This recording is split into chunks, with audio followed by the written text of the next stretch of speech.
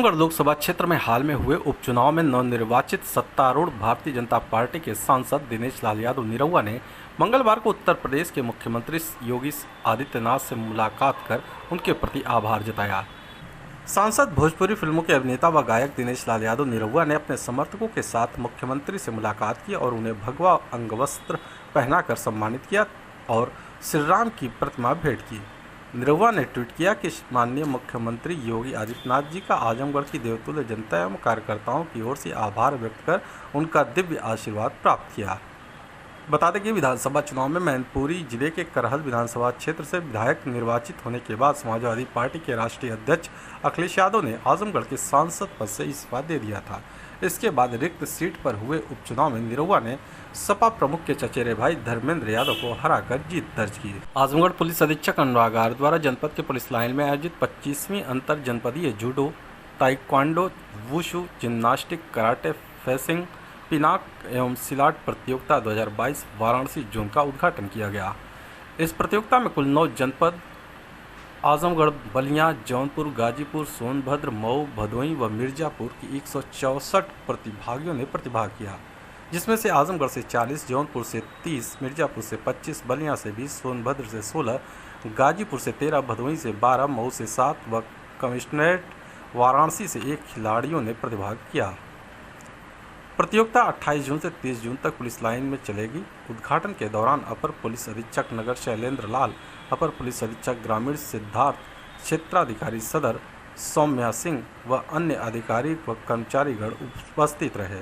Azamgarh police अधीक्षक अनुराग are द्वारा प्रभारी निरीक्षक थाना जियनपुर की आख्या क्षेत्राधिकारी सगड़ी व अपर पुलिस अधीक्षक ग्रामीण के अवलोकनापरांत सक्रिय गैंग लीडर अपराधी अभियुक्त रफीक निवासी धौरहारा थाना जियनपुर, जो वर्तमान समय में जनपद में एक संगठित गैंग बनाकर व स्वयं गैंग का लीडर बनकर आर्थिक, भौतिक व दुनियावी लाभ के लिए अपराध कारित कर रहा है।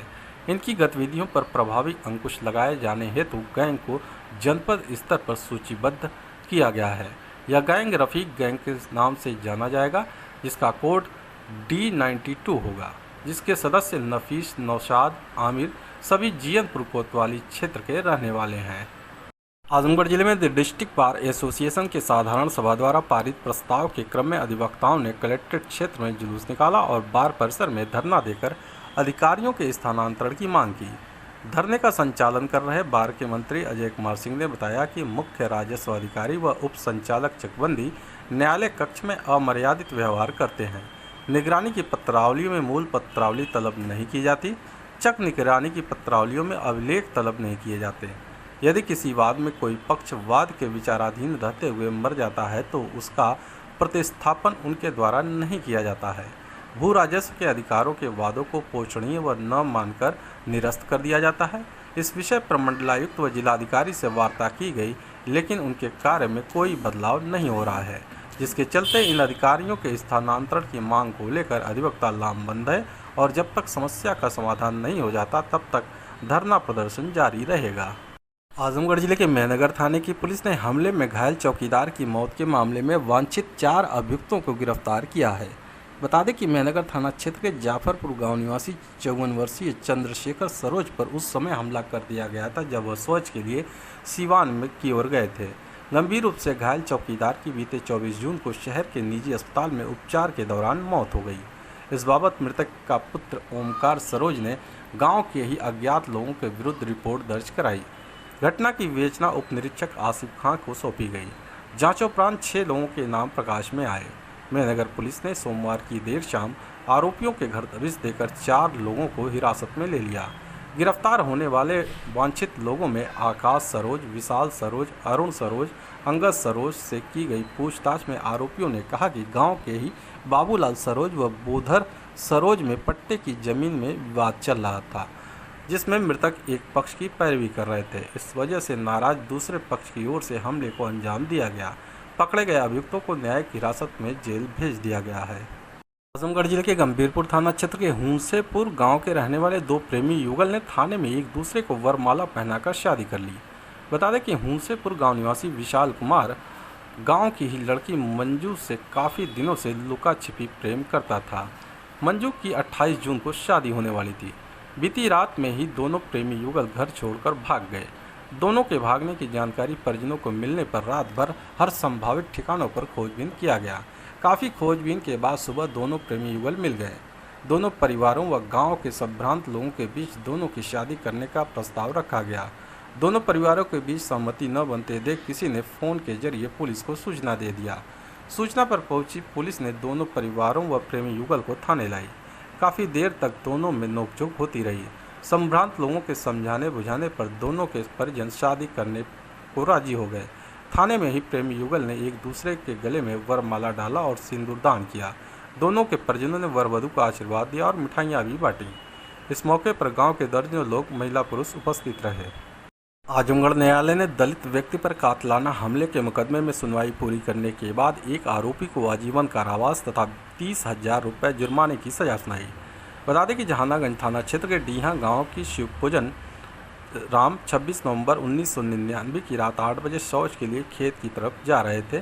तभी पुरानी रंजिश को लेकर गांव के ही रामनाथ यादव तथा शंकर यादव पीड़ित शिवपूजन को जाति सूचक गाली देते हुए उस पर चाकू से जानलेवा हमला किया। पीड़ित की चीख पुकार पर उसके लड़के व अन्य लोग आ गए। तब तक हमलावर भाग गए। पुलिस ने जांच पूरी करने के बाद दोनों आरोपियों के विरुद्ध चार्जशीट कोर्ट में दाखिल कर दी। दौरान मुकदमा आरोपी रामनाथ की मृत्यु हो गई। अभियोजन अधिकारी मानिक चंद यादव तथा आलोक त्रिपाठी ने वादी मुकदमा Shivpujan Rampujan Vijay Shankar retired CO Chhotelal, chief pharmacist Shrikant Chaturvedi तथा हेड कांस्टेबल रामलखन को बतौर गवाह कोर्ट में परिचित कराया। दोनों पक्षों की दलीलों को सुनने के बाद अदालत ने आरोपी शंकर यादव को आजीवन कारावास तथा 30,000 रुपये जुर्माने की सजा सुनाई। आजमगढ़ जिले के गंभीरपुर थाने की पुलिस ने किशोरी के साथ दुष्कर्म के मामले में वांछित अभियुक्त को गिरफ्तार किया है। बता दें कि गंभीरपुर थाना क्षेत्र के एक गाँव निवासी महिला ने बीते 25 जून को मुकामी थाने में रिपोर्ट दर्ज कराई थी कि उसकी नाबालिग पुत्री घर पर अकेली थी। इसी बीच गांव निवासी एक युवक उसकी पुत्री के साथ जबरदस्ती दुष्कर्म किया और शोर मचाने पर फरार हो गया। पुलिस रिपोर्ट दर्ज कर आरोपी की तलाश में जुट गई। इसी बीच गंभीरपुर थाना प्रभारी रामप्रसाद बिंद को मुखबिर से सूचना मिली कि दुष्कर्म का आरोपी युवक गोमाड़ी तिराहे पर मौजूद है, जो कहीं भागने की फिराक में है। सूचना के आधार पर थाना प्रभारी रामप्रसाद बिंद अपने हमराइयों के साथ दबिश देकर आरोपी युवक अंकित कुमार को गिरफ्तार कर लिया।